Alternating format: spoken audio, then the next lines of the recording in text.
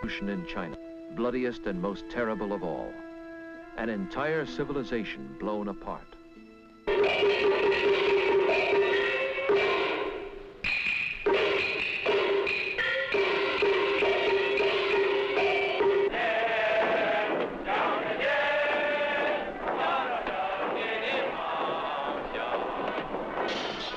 There are 700 million Chinese today, 1/4 of the human race, and they are taught to hate. Their growing power is the world's greatest threat to peace and life. 50 years of torment bred madness. To deal with madness, we must understand its roots. See China's revolution through the eyes of those who were there. For 7 pivotal years, author-historian Theodore White lived in China, knew the men who now control her destiny. With him, we shall look back at a century of tragedy.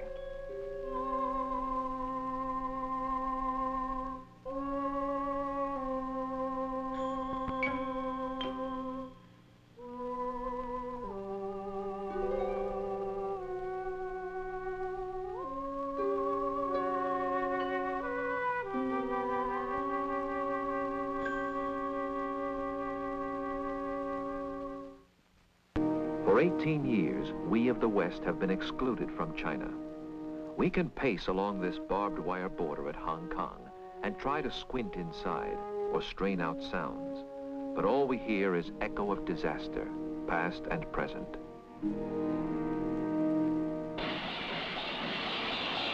When we ask why, there is no other book of answers but the history of this century. For both of us, Chinese and Westerners, have shared the blunders that transformed our greatest friend in Asia into our greatest enemy. Theodore H. White recalled. Those of us who lived in China in the crisis decade remember it all so differently. So close they were in friendship to us, fingertip close. And now their fists are balled in anger. They were looking for some entry into the modern world, and nothing in their ancient culture could give them any guide to the turbulence they found, nor could we help them. It was a quest, a 50-year search for some new kind of government, some new form of order. And in the end, they moved from tyranny to tyranny, from the tyranny of Confucius and the Manchu emperors to the tyranny of communism and Mao. And in between, we have only fitful glimpses of what happened, snatches of photography so tantalizingly incomplete to explain what happened. It all began in mystery and goes on today in mystery. For 2,000 years, we tried to read this Chinese mystery, but read it for a book of myths, entrancing age-old myths, brought back by travelers from beyond the mountain walls of Asia, where they had found a land of changeless wonders.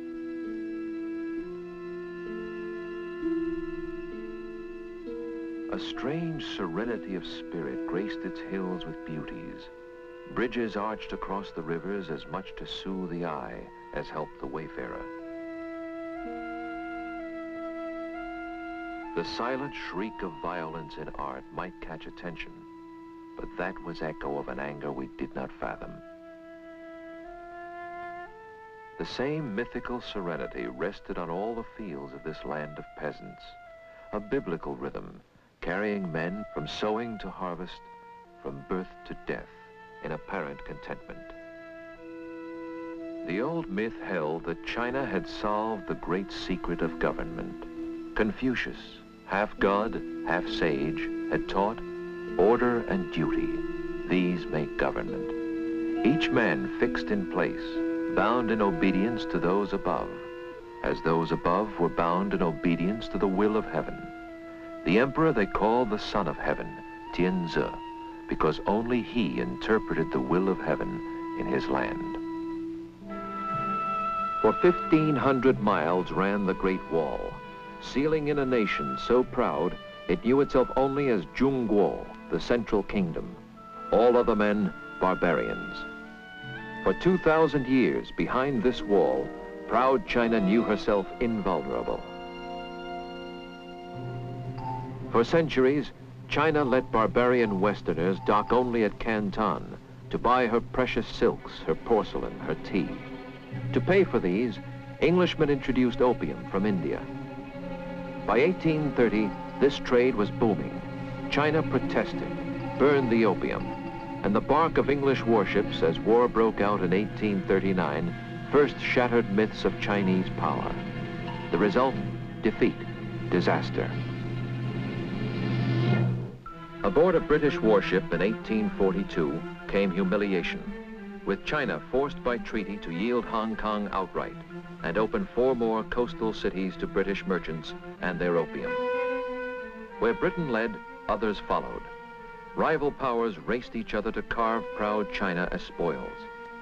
English, French, Americans, Germans, Russians demanded privileges, colonies, concessions. In 60 years had won the right to govern, try, punish Chinese in their own land. In China's capital, Peking, where from these ancient altars countless emperors had sought the mandate of heaven, the myth of heavenly rule persisted still. But deep within the palaces where China's Manchu emperors reigned, by 1900, that myth too was dead. For here ruled China's evil spirit, the Empress Dowager Cixi, a Manchu concubine, bedmate to an emperor for whom she had produced an heir. A woman with a gift of malice, said to have poisoned her own son upon his throne, installed her infant nephew as emperor, killed his mother, had then imprisoned him in 1898. An ignorant woman, but unchallenged ruler of the empire. Her court, a whispering of ladies-in-waiting and eunuch favorites.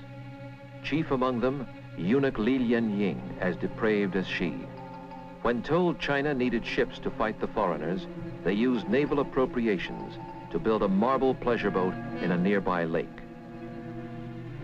Only one conviction bound her to her people, hatred of the contemptuous foreigner who tramped her land.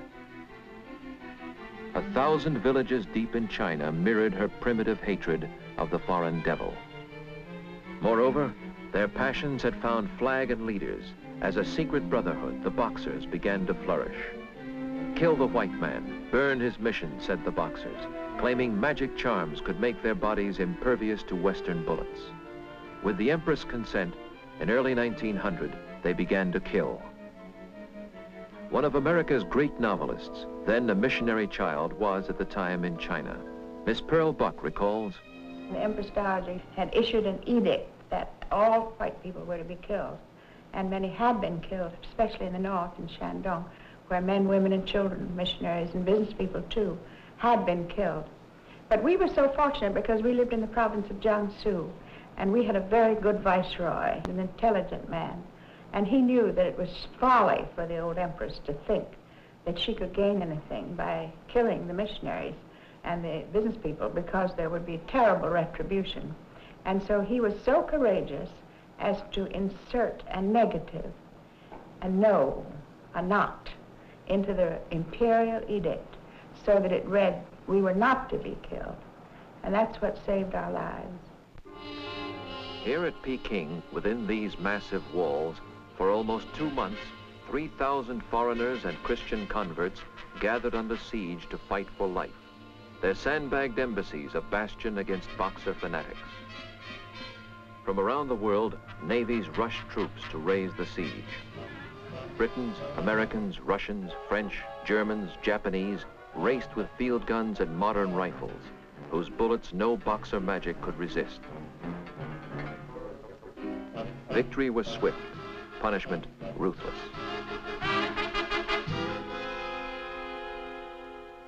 North to south, foreign force patrolled the country.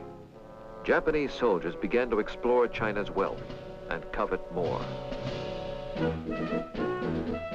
In the shadow of Peking's mighty ramparts, American soldiers tasted war on Asia's mainland for the first time and frolicked, China forever humbled.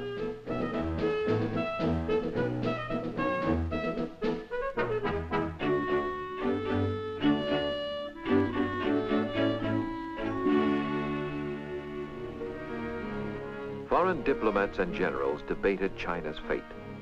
This land of endless villages, crowding each other against the skyline, was it really a nation or only a geographical expression? These peasants, was their recent outburst of passion a passing madness or something deeper? Their government smashed, still they toiled as they had for centuries in the three great river valleys falling from the heights of Central Asia to shape their country.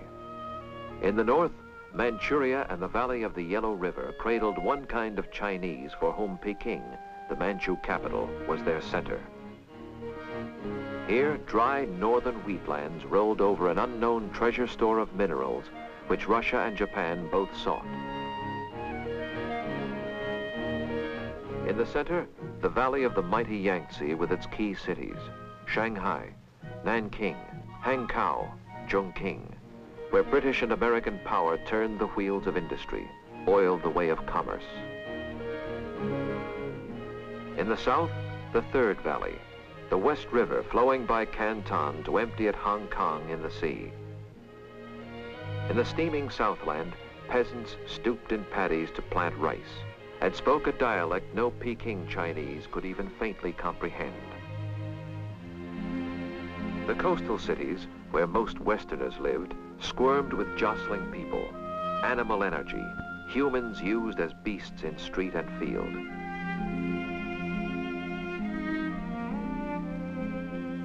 Most still wore pigtails, forced on them a symbol of submission to the Manchu dynasty and its son of heaven. But within the old forbidden city, there was no government, no son of heaven. The aging Empress Dowager, her spirit broken by the Boxer War, lingered dying until 1908, and then, for all intents and purposes, the throne was empty, save for an infant of 3 years installed to sit in it. And then it vanished. Simply vanished. The Manchu dynasty disappeared overnight. Nothing like this has ever happened in all history. 2,000 years of tradition, the whole structure of the imperial Confucian political thought dissolving to dust. The Chinese give it a name and a date. They call it Shuangshi, double 10. The date being October 10, 1911, when a riot occurred in the Yangtze Valley which they couldn't suppress, and 5 weeks later, the regime had disappeared, the dynasty overthrown, never to reappear again in history. And out of this turbulence, there emerge two types of Asian leader, arch symbols, the man of guns and the man of ideas. And these two types, the gunman and the dreamer, have perplexed all our efforts in Asia for the 50 years since, and they still perplex and haunt all our policy even today. In Asian politics, gunmen rise first. General Yuan Shikai seized power at Peking, turned loose lesser generals to ransack provinces. Briefly, he gathered a puppet assembly, imported an American professor to write a constitution for a republic. But old ways were easier. Returning to Confucian order in 1915, Yuan named himself emperor, and 6 months later died. His rival, Sun Yat-sen, was the man of dreams. The dream of China, powerful, free of emperors and foreigners, made him from his youth a revolutionary. Students, teachers, merchants meeting in such secret headquarters joined his conspiracy. On postcards, he scrawled a rising sun, emblem of a new flag someday to be. For 20 years, he planned destruction of the Manchu tyrants, to see his dreams betrayed by Yuan Shikai. But his ideas were catching fire. In 1919, students throbbing to his fiery message, sick of chaos, furious at foreign pillage, angered by Japan's demands for more of China, filled the streets with protest riots. But students had no guns, ideas, no armies. Armies belonged to warlord generals, the heirs of Yuan Shikai. Power and force were theirs, whether trained to fight with Manchu broadsword or equipped with second-hand artillery. Laughable to Europeans, in China, such troops struck terror. Their purpose, simple, to rule by killing. For 15 years, a dozen regional overlords subdivided, morceled out provinces to lesser feudal warlords by the score. Warlord armies came in all shapes and weaponries, as colorful as such grotesque commanders as giant Zhang Sung Jiang of legendary sexual appetite, Yan Xishan, the treacherous drug addict, Wu Pei Fu, lover of flowers and gardens. They never thought if it rained, they thought it was foolish to go out in the rain and fight. So if it was a rainy day, you were quite safe and comfortable. And then, of course, they all usually began at a certain time. They seldom began before 10 o'clock after everybody got his good breakfast and all that. They always took off for lunch. And then by sunset, doesn't matter how hot the battle had been, when the sun set, everything stopped and quieted down for the night. So you could get a good night's sleep and be ready to fight the next day. China watched such troops in shame, craving order, knowing sorrow. Overlord in Manchuria was Jiang Zuolin. Beginning life a common bandit, this scheming marshal had learned to mock all Chinese law, flout all patriotic need. Bribed by Japanese industrialists, protected by their garrisons, his soldiers let the Japanese aliens exploit this northern treasure land at will. Even the best of warlords, Feng Yuxiang, the Christian general who baptized soldiers with a fire hose, insisting cleanliness is next to godliness, groped in vain to find a spark to unify his nation. In every valley, town, and village, men trembled at the sight of warlord soldiers. Death came by twitch of trigger, in gusts of senseless cruelty. And life became so cheap that death itself became a spectacle.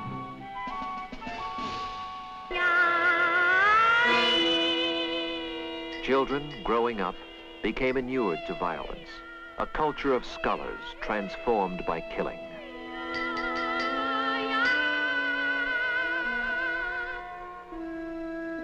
In flight from warlords, drought, and taxes, from loot and rapine, refugees knew that only in the colonies and concessions of hated foreigners could they seek safety. Here, beggars for their bread, they might find mercy. A former State Department officer, Ernest Price, remembers China in the mid-20s. We hit the country at a time of terrific heat wave, and at the same time drought in the great valleys. As our train pulled through this area, little boys at the stations would come out pot-bellied, spindle-legged, and holding out their hands and saying, "Da lao ye, da lao ye, please, master, please." We were horrified. We never had seen anything like it. And one of our legation officials said, "Now, boys, I want to tell you something. Don't let this get under your skin, this sort of thing. You're going to see a lot more of it in China."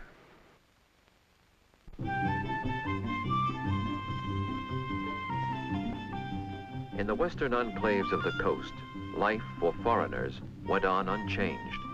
Here, the skyline walled from passing tourists the site of Chinese anguish, while permanent expatriates returned each afternoon to homes of splendor, where countless servants made for master and his missy lady a sunlit way of life old China hands still mourn.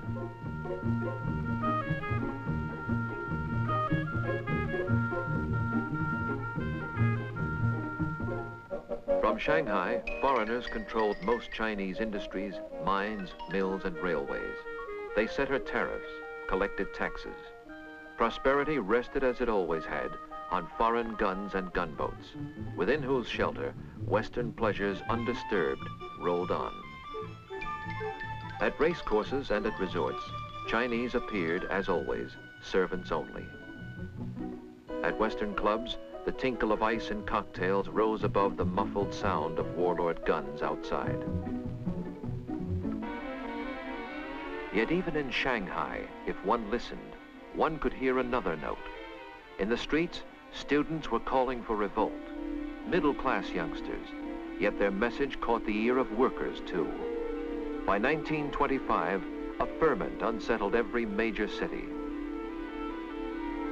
Symbol of all protest was Sun Yat-sen, who called on China to slay the dragon of imperialism. Slowly, by 1924, the aging revolutionary had learned ideas and guns must go together. Ideas he hammered into three principles called Sanminjuyi. First nationalism, next democracy, then socialism. To his nationalist party, the Kuomintang, he now insists to conquer China, they must fight to throw the warlords and imperialists out. They will get guns, for he has found them. Spurned by the West, in 1923, he tells the New York Times, "We have lost hope of help from America, England, France. The only country that shows any sign of helping us in the South is the Soviet government of Russia." Flatly, this report concludes, the prevailing foreign estimate of Dr. Sun has been that he is a dreamer and therefore dangerous. Arch symbol of Russian help is Michael Borodin, veteran agent of the Kuomintang, who brings the guidance of the Bolsheviks to Sun's dreaming. Counseling, scheming, urging, the mentor communist becomes an all-pervasive influence, induces Sun Yat-sen to let the tiny Chinese Communist Party, 430 members, join Sun's nationalists. Sun gathers new-style Chinese officers to fight for country, not for loot. Of these, his favorite is Chiang Kai-shek. Sent hastily to Russia for training, Jiang soon returns, directs the Huampo Military Academy at Canton, where patriots are trained by Russians to officer armies that will give the dream fresh muscle. Some scholars say that at this point, the Chinese leader recoiled at communism, prepared to break with Russia, but no one knows, for in March 1925, death cuts across. As he mobilizes under Sun's new flag, all China waits for him to strike against the warlords. July 9, 1926, Bei-fa, march north. Against Jiang's slim divisions are marshaled 500,000 warlord troops. A political earthquake rends the land, for these are soldiers of a different kind. Fighting for a cause and country, they storm through villages and fields, victorious as much by spirit as by guns.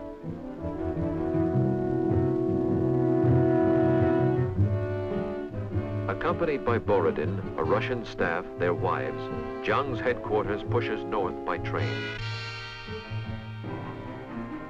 A forward fan of young revolutionaries, nationalist and communist alike, precedes the troops, calling to arms peasants and workers who surge to join the banners of the new day dawning.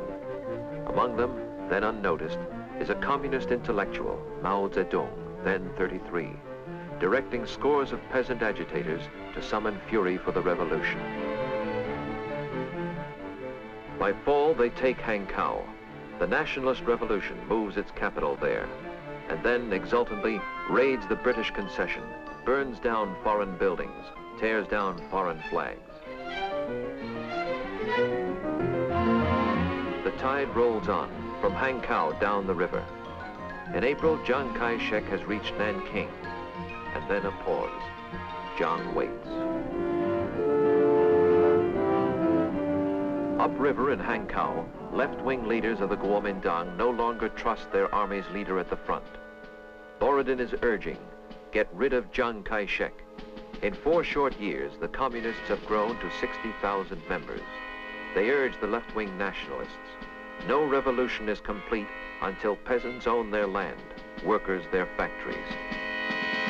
Jiang disagreed. Scholars of Chinese history still debate with enormous fury exactly what happened next and why. But I think it's the classic revolutionary question.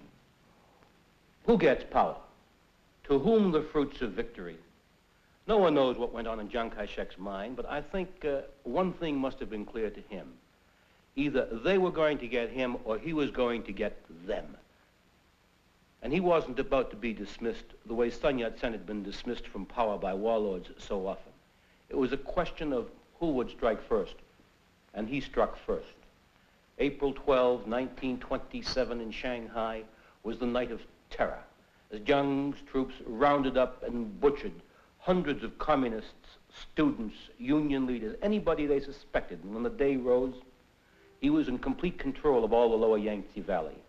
And after that, for months and months through 1927, it becomes a great big bloody boiling stew as left-wing and right-wing fight and warlords get into the act and communists try to stage uprisings, and it all ends. It ends in tragedy. Because for so long, this country, torn apart, had waited for a government to give it unity and dignity. It expected so much of this revolution.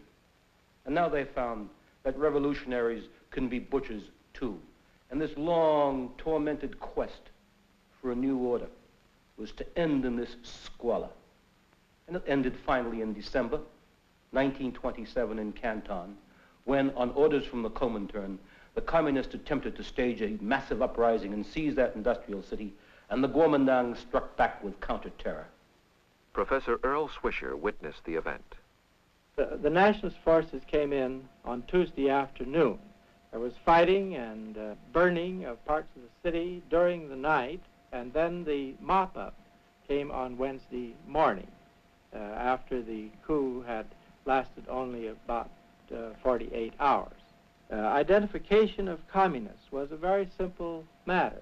They had wrapped red kerchiefs around their necks to identify them as communists, and when the coup collapsed, these were hurriedly stripped off to remove the identification, but in the rather humid climate, the red scarfs left marks on their necks, and so that a communist was anyone with a red neck.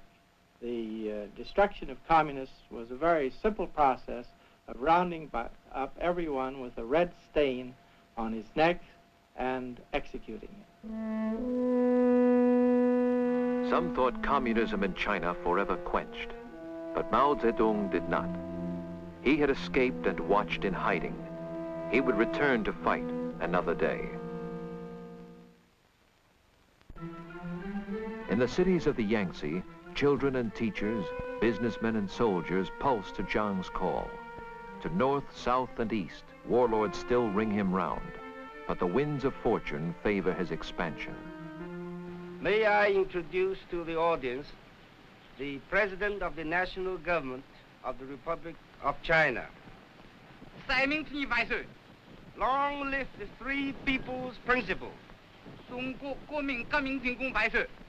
Long live the revolutionary spirit of the nationalist China. A fresh new face enters his life, the beautiful Mei-ling, sister of Madame Sun Yat-sen, American-trained, Wellesley educated. Jiang takes her hand in marriage. She is to be a major shaping influence in all his future thinking. By 1929, Jiang has built a majestic mausoleum for Sun Yat-sen at his new capital, Nanking. There, the body of the hero is brought. Pearl Buck remembers that day. Chiang Kai-shek came in and roused great hopes in everyone. I remember the first time I ever saw him was at the funeral of Sun Yat-sen 4 years after Sun Yat-sen died. His embalmed body was brought to Nanking to be buried in the great new tomb on the mountain there.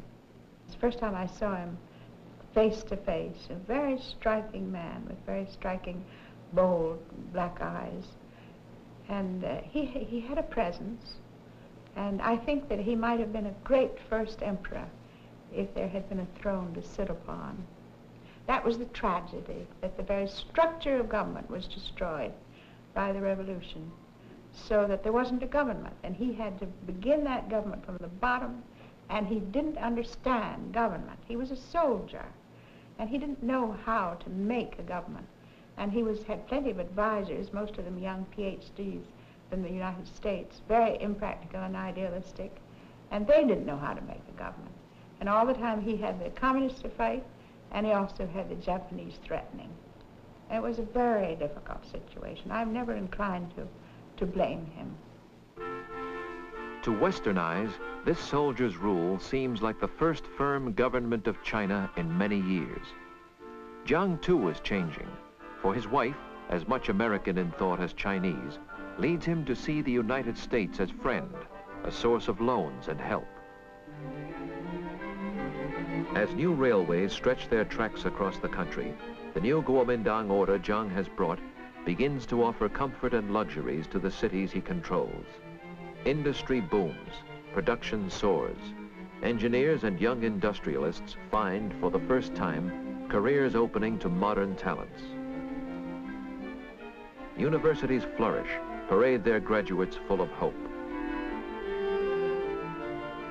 In cities, department stores begin to offer Chinese taste of every modern wear. Modern dress takes subtle hold on Chinese fashion, while rich Chinese, in centers like Shanghai, begin enjoying privileges until now saved for foreigners. I'm in dear old Shanghai, and I'm dancing, sweetheart, with you.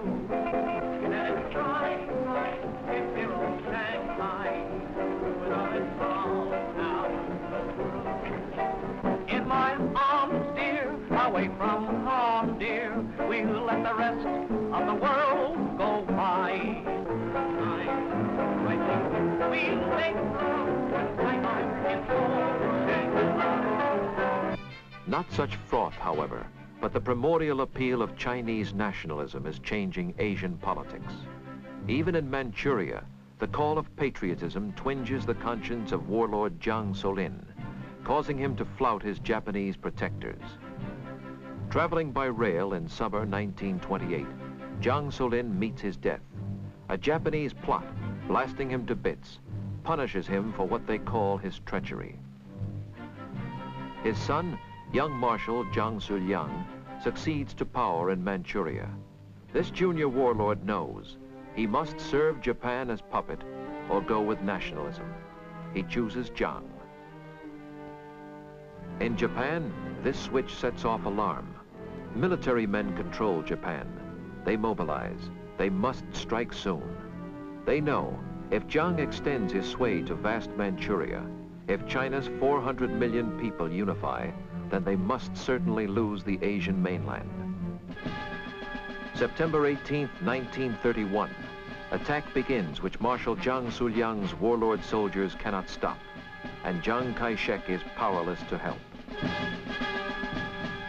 Striking simultaneously at half a dozen different points, the soldiers of Japan seize towns and rails. By spring of 32, they hold all Manchuria, rename it Manchukuo, a puppet state at their command.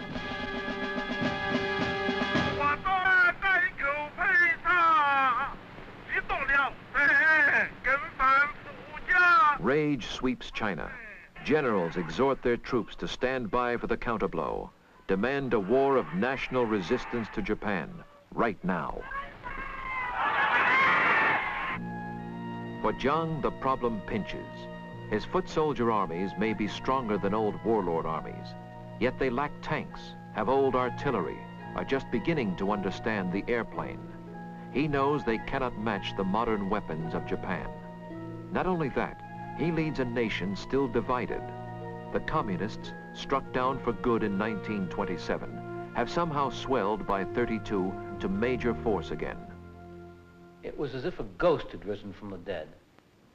When Mao had fled in 27 with his 1,000 communist zealots, he was already disgusted with Borodin and clumsy Russian doctrine. He felt the key to revolution in Asia lay in the peasants of the countryside, not the big city proletariat.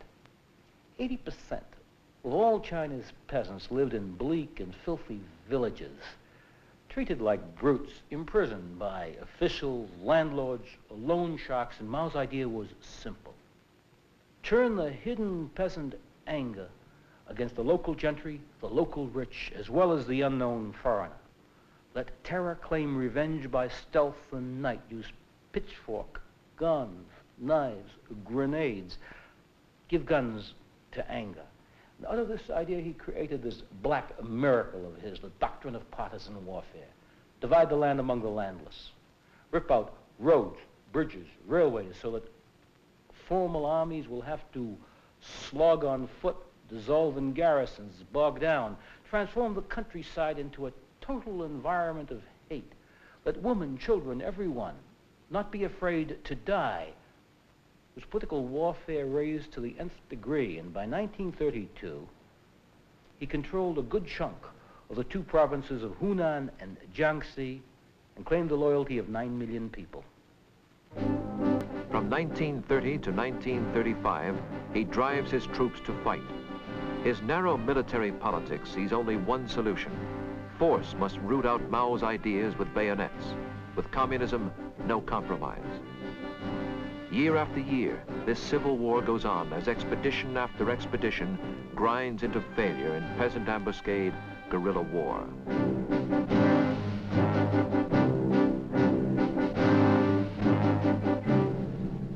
An American newsreel of the early 1930s innocently reports this nameless civil war. Troubled China turns on the enemy within her gates. These bombing planes of the Nanking government get ready to attack the rebel strongholds in Chiang Kai. Contact!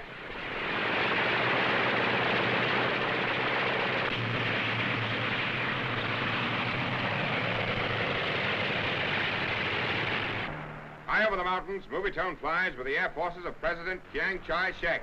This is an actual bombing raid, and as we sight the first of the rebel villages, we commence the attack.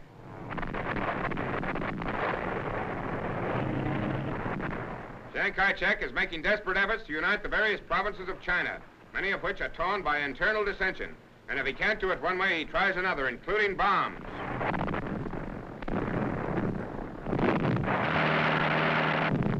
China, Far East, land of ancient culture, land of bloodshed, rebellion, and war.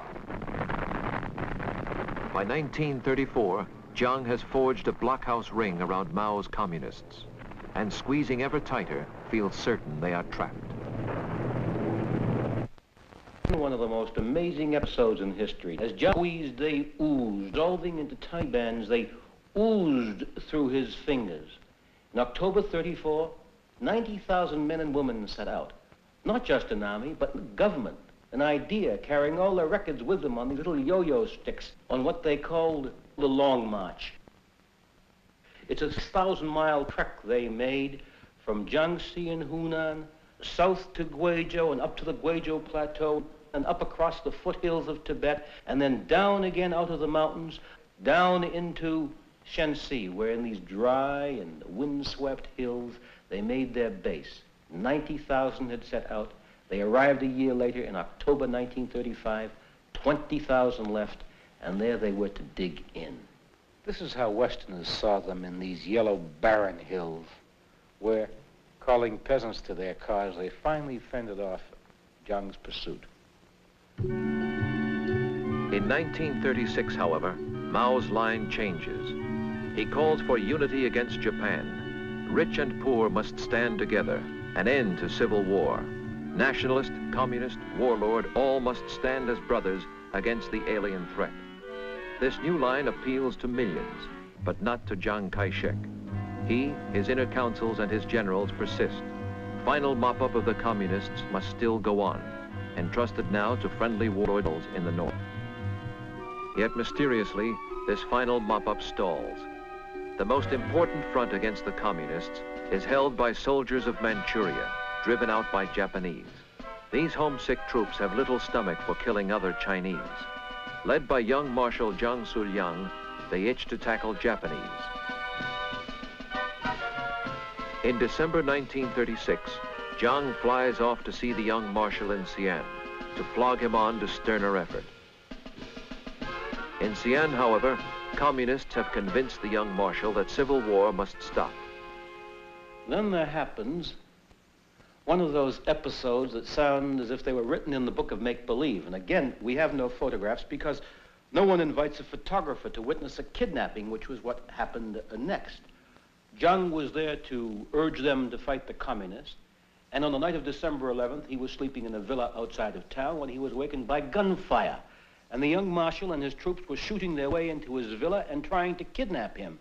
Jiang was in his nightshirt and bare feet. He slipped out the back way, tried to climb over the wall, fell. He hurt his back. He lost his false teeth. His feet were bleeding as he ran over the rocks. And the young marshal's soldiers caught him and brought him back. It sounds mad, but that's the way China was, and it got even madder. Because when they brought him back, they invited the communists down from North Shanxi, and on December 15th, the communists, the young marshal, and Jiang all sat down to talk. The communists and the young marshal said to Chiang Kai-shek, "It's time to end the Civil War. We must all unite against the Japanese, or else." They could have killed him, but they didn't. And Chiang Kai-shek agreed. He would halt the Civil War, and he would form a united front against the Japanese. And so on Christmas Day, they gave him a plane, and Chiang Kai-shek and the young marshal flew down to Nanking to announce the Civil War was over. But Jiang had made no promises to the young marshal, so he imprisoned him immediately and kept him prisoner ever after, even to this day in exile on Formosa. Christmas 1936. At Nanking, members of the government await their president's return. In pain, he hobbles out, announces to the world, a popular front of Kuomintang and communists will now, united under his command, turn to face the menace of Japan. Japan's imperial tradition has, however, a cardinal rule: always strike first.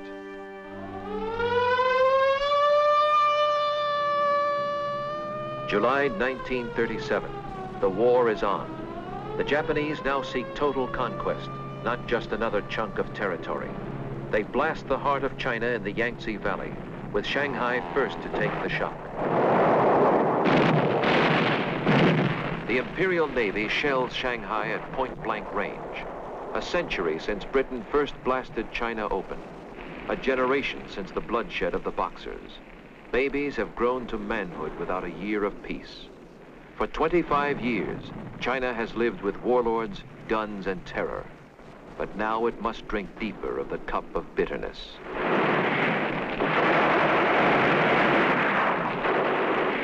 Nanking this morning had its 28th raid. I am speaking to you just as the echoes of exploding bombs have died down.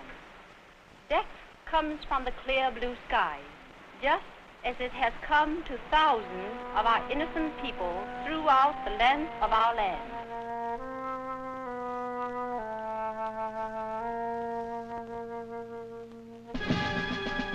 November, Shanghai falls. December, Nanking is sacked and raped. Through winter and spring 38, the Japanese push up the Yangtze, destroying the decade-long achievement of Chiang Kai-shek, ravaging the cities on which all future hope of nationalist China rests.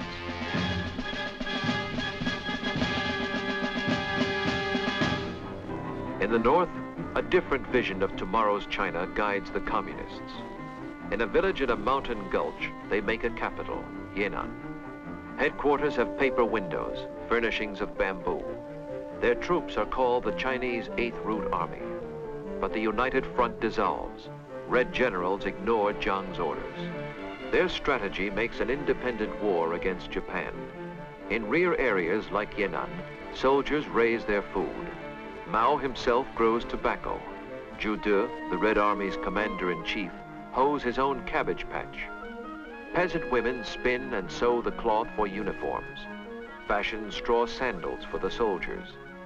The mind of Mao Zedong sees warfare differently from other men. I remember Mao Zedong saying to me that Americans thought the communists would lose, that they saw the communists in the hills of Yan'an walking around with straw sandals, a ragamuffin army, and he said that any wise European who had seen George Washington's people at Valley Forge would have said that George Washington was going to lose. He said, it's true, he said, that the Japanese and Chiang Kai-shek have electricity, airplanes, tanks, and we have nothing, he said. But then he said, the British had all those things and George Washington didn't have electricity, and yet George Washington won. You suddenly realize with a start that Mao Zedong was not really sure of when and in what century electricity was introduced. That the structure of his knowledge was totally different from the structure of Chiang Kai-shek's and ours. Mao's knowledge of Asian war, however, is unmatchable. With these generals, he lifts the doctrine of partisan warfare to new levels. Lin Biao directs Kangda, training school for guerrilla leaders. Zhu De deploys guerrilla bands hundreds of miles in Japan's rear. The people are the sea, says Mao Zedong. Guerrillas are like fish who swim in the sea. Within a year, such troops gathered 200,000 peasant soldiers. The Japanese may seize cities, but the 8th Route Army holds all North China countryside about them. In the Yangtze Valley, however, all through summer '38, fortress after fortress of Chiang Kai-shek falls. The Japanese crunch on. By October, his last 2 citadels are doomed. First Canton, then 4 days later, Hankow falls. Killing prisoners, spreading horror where they go, the Japanese convince themselves that sheer stark terror will now at last persuade the nationalists to quit. The war is won. Yet still their prey eludes them. From Hankow, Jiang has planned retreat. His government is to settle at Chongqing, in China's deepest mountain fastness, Sichuan. The nationalists set out. Pack laborers salvage from the burning cities what few machines they can. Students haul away school libraries. Beyond the mountains lies the safety of the Sichuan Basin, its only entry by the cleft the Yangtze cuts. A steeper climb, say Chinese poets, than the climb to heaven itself. Retreat continues all through winter, expression of a will to fight that no disaster has diminished. Up through these gorges, they pull or pole their boats, until finally, in 1939, the rearmost echelon of the sad procession drags through.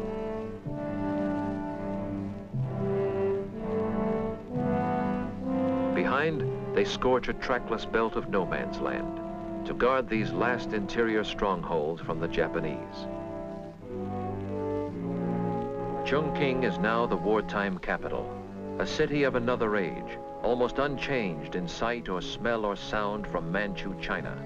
And here, among these backward peasants, the government digs in. Spurning all Japanese peace proposals, the Chinese brace themselves for certain havoc. And in the spring of '39, it comes.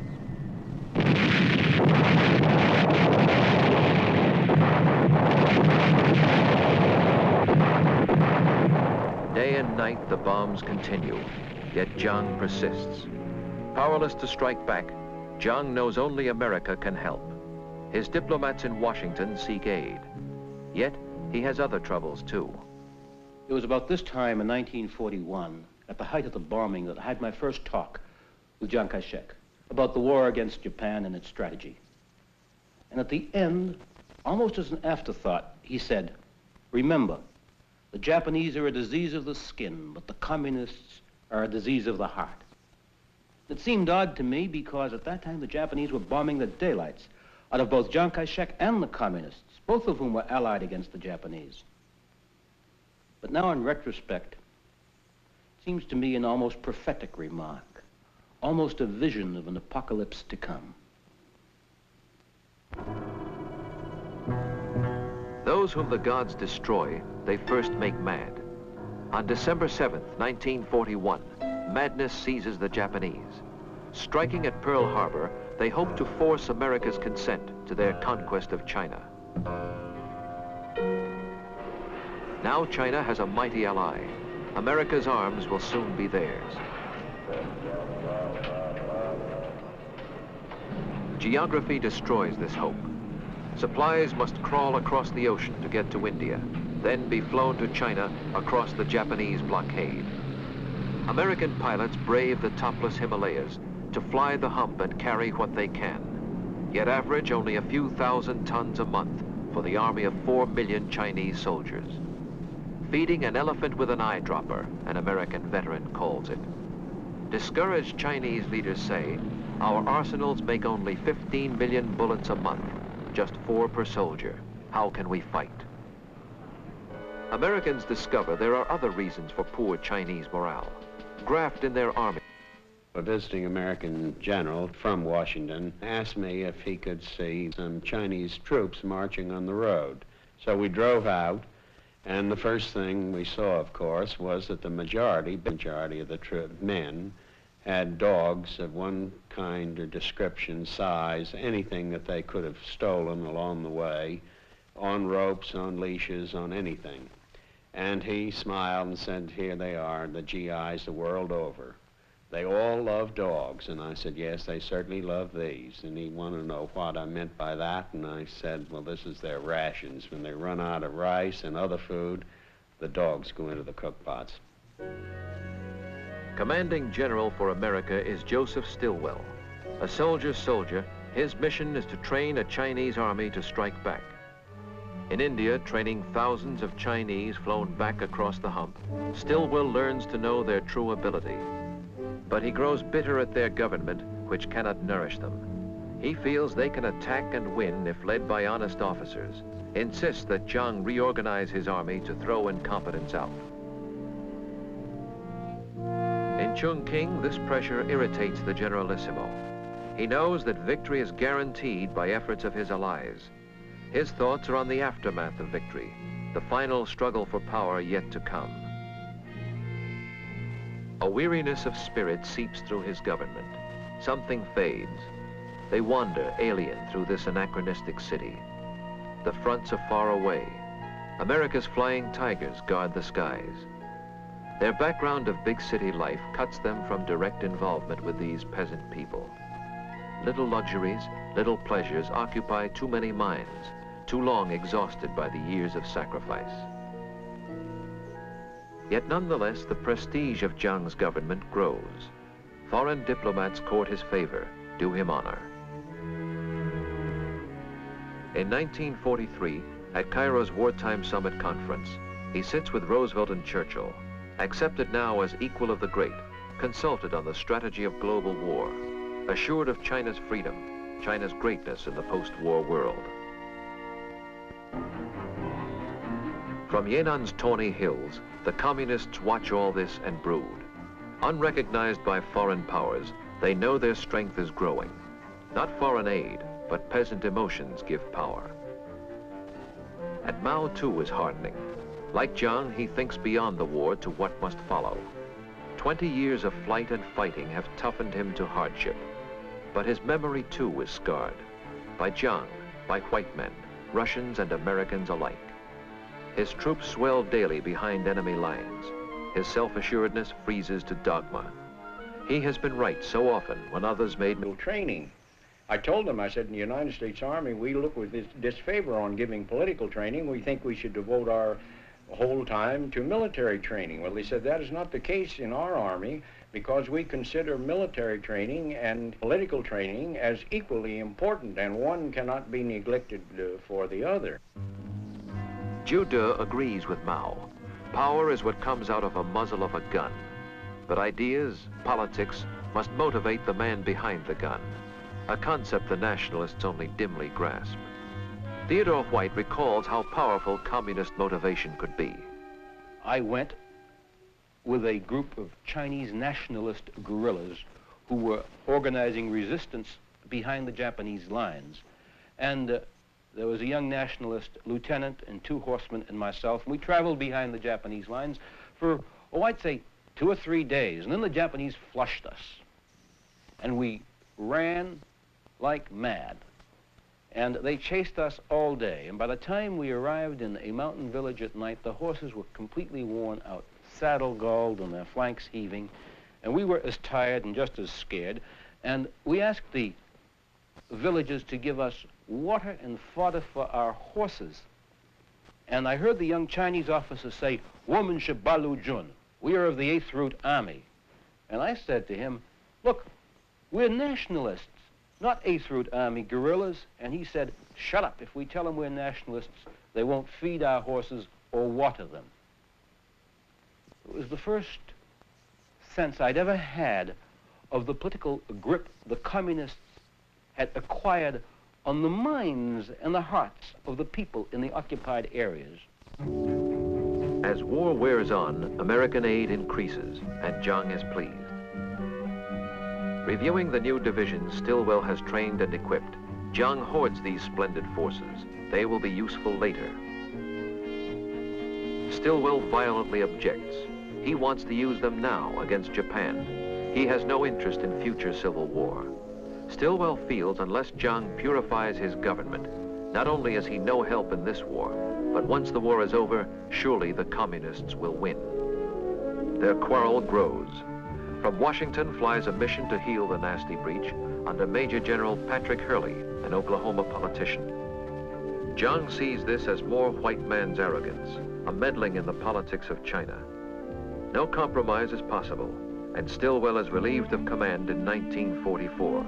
Certain American involvement in Asia will be long and tragic. The world rejoices as in 1945 the Japanese surrender, the guns they hope forever stilled. To sign the document of surrender aboard the Missouri, the Allies, America, England, Russia, invite Japan's first victim, China. In their eyes, China's only spokesman is Chiang Kai-shek, who sends nationalist generals to represent his people. The communists are absent. For Chinese, this is but the curtain to an act, the climax yet to come in clash with communists. To stop this dreadful prospect, General Patrick Hurley, now named ambassador, flies off to Yan'an. He urges Mao, the war is over, let there be peace. Let Mao and Chiang divide the country politically, but unify both rival armies under a central government. America will underwrite the deal. Hurley puts a plane at Mao's disposal to explore the proposition in Chongqing. Thus, Mao arrives on the first plane flight he has ever taken. His safety guaranteed by Americans, this is his first face-to-face contact with the Kuomintang since the killings and uprisings of 1927. 6 weeks of negotiation will produce apparent agreement, as Chiang plays host to Mao before departure. The plans that lurk behind their smiles, however, deceive all Western eyes. For in the field, a race is on. Across the land, the broken Japanese must sign defeat, yield cities, garrisons, and guns. But which Chinese will take the guns and occupy the cities, communist or nationalist? The nationalists, with all the transport of America at their disposal, emplane their troops to seize the cities of the Yangtze Valley. This ease of movement will lead them on to larger appetite, dispersion of their forces up from the Yangtze to seize the cities not only of North China, but beyond, Manchuria with its vital industry and rails.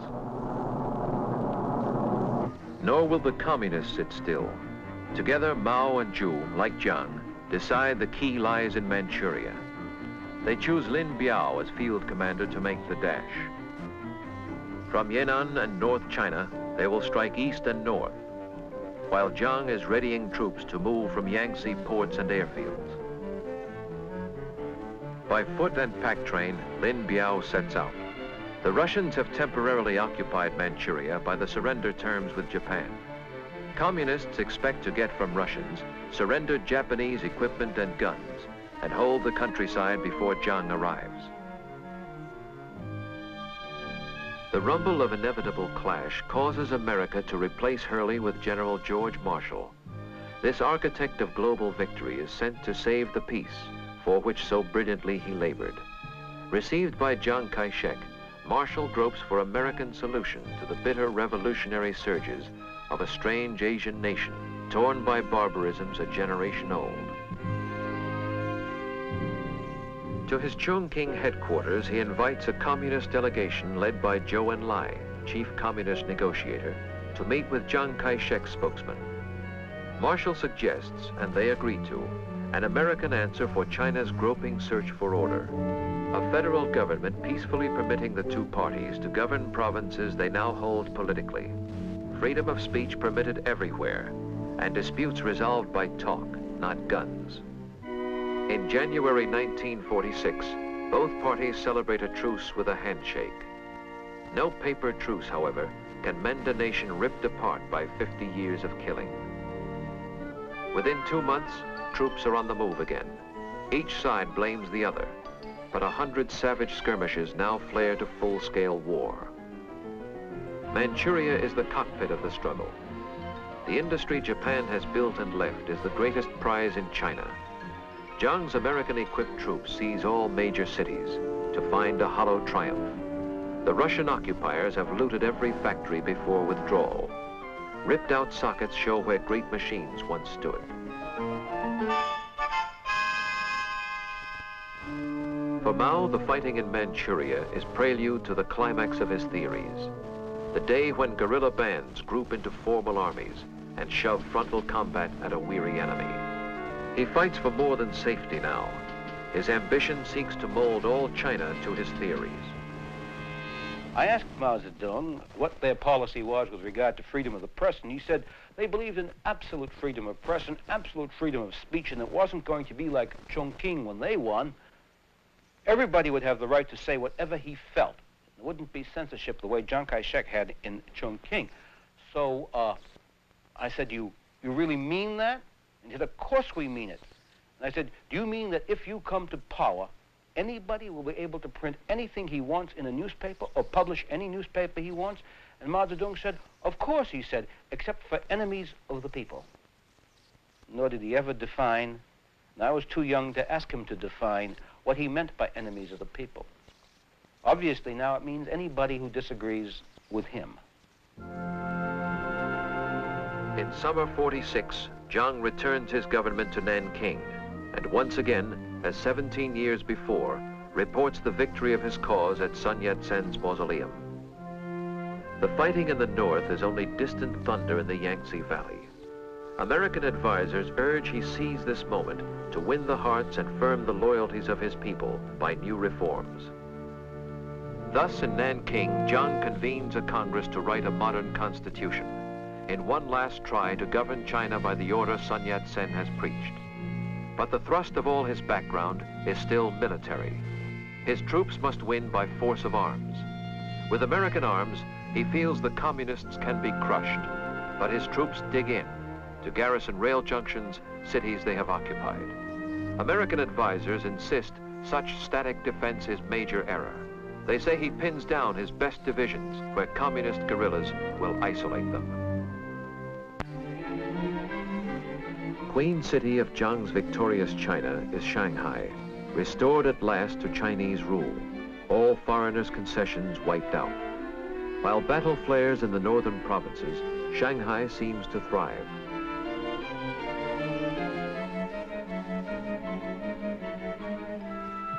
The long war's dislocation has filled the streets with hungry refugees and homeless laborers who offer muscle energy for little more than rice to feed them. But after 50 years of suffering, such sights are almost normal. What worries Shanghailanders most is this, their money. For slowly, then more swiftly, through 46 and 47, the cost of distant civil war destroys the value and the meaning of these bundled paper dollars. Inflation ruins the vital middle class of all the cities, the one great source of Jiang's political support.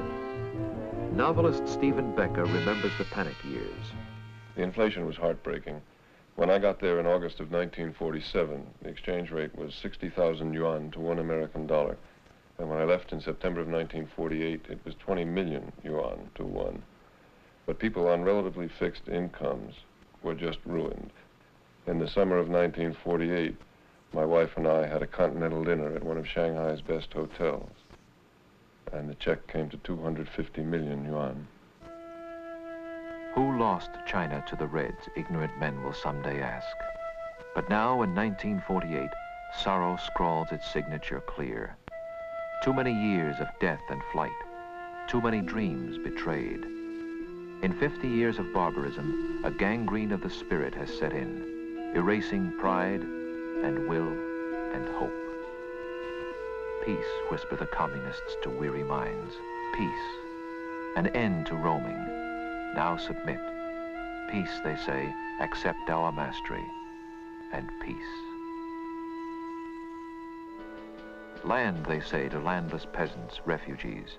Join us, they promise, and the land will be divided. All through North China slip their cadres, calling meetings to share out the landlord's fields, which soon they plan to snatch away again. In summer 1948, Mao makes his master move. Assault by frontal armies in Manchuria. Guerrilla bands emerge from hiding, form up in full divisions, equipped with captured tanks, artillery, and guns. Jiang's garrisons are isolated by ruptured railways, hostile peasants. November 1948, Manchuria falls. Panic begins among the cut-off nationalist garrisons in North China. Surrendering by scores, then thousands, then full divisions, the equipment America has given them falls to the Reds. To America, her second homeland, flies Madame Chiang Kai-shek in November 48 to make a last appeal for further help. But Harry Truman has had enough. Reluctantly, he tells her American involvement must end. And now the nationalists, pursued by wrath, as they in years gone by did once pursue the communists, gather at Suzhou, last bastion guarding access to the mighty Yangtze's valley. For 2 full months, Jiang's troops fight on. In January, cut off, they must surrender.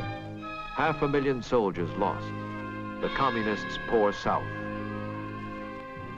His spirit heavy burdened, Jiang resigns his leadership, hoping other men may court the communists for better terms. On April 1st, the nationalists send emissaries to Peking to plead with Mao Zedong. But they have passed the point of no return. No mercy, say the communists. The new mandate of heaven requires all nationalists to lay down arms within 3 weeks. 3 weeks later to the day, the communists uncoil to cross the Yangtze. First target is Nanking, the hallowed capital of the Kuomintang. But in that capital, the will to fight has turned to dust. No man will stand the ramparts. Abandoning positions, troops trudge away as silent people stand and watch. Too many warring armies have passed this desolate way to make them want to fight for any faith or any politics. No mainland refuge now remains, and fleeing nationalists embark what troops they can to cross the ocean for the island of Formosa. Shanghai hears the message clearly as foreign businessmen board up their shops. Go now, go quickly, for communism marches. Take what you can, but flee. In pell-mell haste, the Western powers evacuate the city they have built, for good and bad alike must leave. The businessmen come for profit, as well as missionaries come to heal, must say goodbye, as out the Yangtze steams the last of Western influence, and farewell to a century. May 27th, 1949. Down Shanghai's princely avenues, the pleasure boulevards of yesteryear, rolls the victorious red tide. In 6 more months, all China will submit. Red Star triumphant, hoisted over the world's most ancient nation. Silently, the crowds observe their newest conquerors. Today, in 1967, the marble altars of Peking still beseech the will of heaven as always. Chinese still gather here to listen to the voices that interpret heaven's will.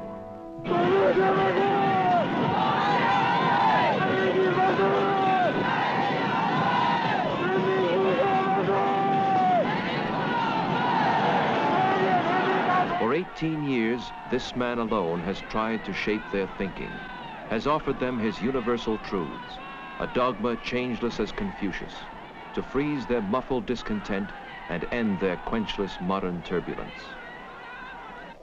The image shown his people has been a teacher, grandfather benign, yet all have learned that those who cannot read his lessons will be crushed.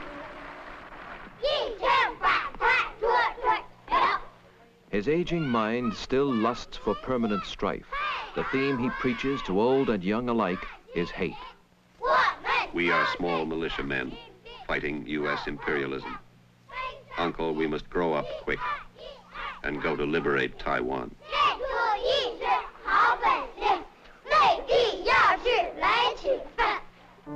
Taiwan, the object of their hate, we call Formosa. This rocky island, 90 miles off the mainland, has many meanings. To statesmen, it is the last remaining redoubt of the Kuomintang, where Chiang Kai-shek with American arms has re-equipped an army 600,000 strong, and dreams reconquest. But Chiang is pawned to American policy. He cannot move these troops or fuel them unless America lets him do so. Now 80, Chiang Kai-shek bespeaks for mainland China another threat. To Formosa in his flight, Chiang has carried the ancient Imperial Museum of Peking, the treasures of 800 years of Chinese art, symbol of another China, beauty past. It is this echo of the past that has bedeviled Mao, who seeks erasure of all past. Yet how Mao's struggle goes, we cannot tell. At the American consulate in Hong Kong, there are cascades, mountains, piles of translations that come in from the Chinese. And these are sandy, gritty, gravelly little bits of information that are meaningless because we don't know who does what to who in Peking. We don't know how they think or how they make up their mind, because no matter how hard we study China, we cannot predict such a thing as the Great Leap Forward in 1958. We can't predict such a thing as the Red Guard purge of 1966. It's as if there were a struggle of sea monsters going on, deep, deep beneath the surface of our vision. And only these bubbles come to the surface to tell us that these are terrible struggles, but we don't know what they're struggling about. Today, in total ignorance, we strain to know of China, as once our ancestors strained to peer across the mysterious wall, not knowing myth from fact. We know industry grows. Steel production swollen 10 times to 12 million tons a year. Light industry soaring. But what comfort it gives the people, we cannot judge.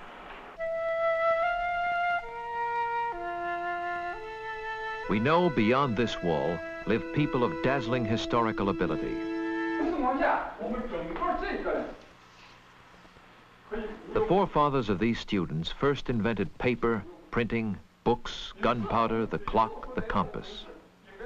In 1967, they loft rockets. In 65, they synthesized insulin. In 64, they unlocked the atom secrets. From behind the wall rise boastful statistics. But we know that China's people hunger, have barely survived one of the worst famines in all history. That driven by communist cadres, peasants work in communes, today still beasts of labor as their fathers were.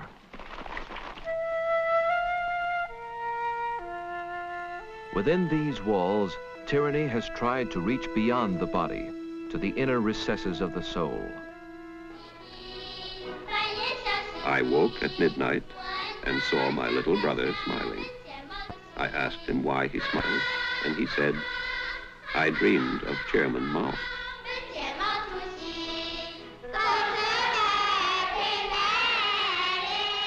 The purpose of all learning is to fathom what goes on in Chairman Mao's mind. This mind holds all the truths that ever were or will be. Neither age, nor place, nor class has allowed escape from pounding, the chanting of Mao's litany in railroad stations, in stores, at work. Even those who built the wall so long ago must be forgotten, they have been told. No history but Mao's. The aging leaders who shared the hills of hiding 40 years ago, trekked the long march, withstood Japan, America, the Kuomintang, must now again pass judgment on their revolution. They writhe and split.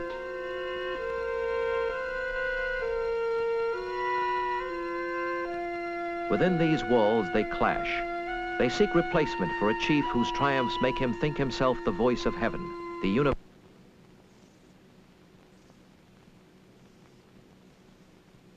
This is their bomb. In 10 years' time, there will be more. The nightmare problem of our time shapes clear. To reach the minds of Mao's successors with reason, before unreasoning bombs take up the dialogue. It does no good to mourn the past. We pass along a road of time which, always turning, never brings us back to the crossroads marked again. Perhaps we should never have disturbed the slumbering civilization of China, or else it wake of itself and reach for us. Perhaps China is too vast to be governed by mercy. Yet if Chinese mind craves order, they must be brought to recognize they are the biggest factor in the world's disorder. And we must untangle the madness of their mind. The most difficult task in the world is to reach the minds of men who hate you. We do not flinch from the immediate tasks to guard our skies, defend our friends.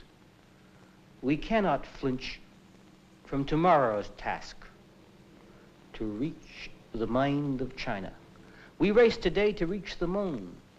To reach that mind is a task of equal difficulty and far greater urgency.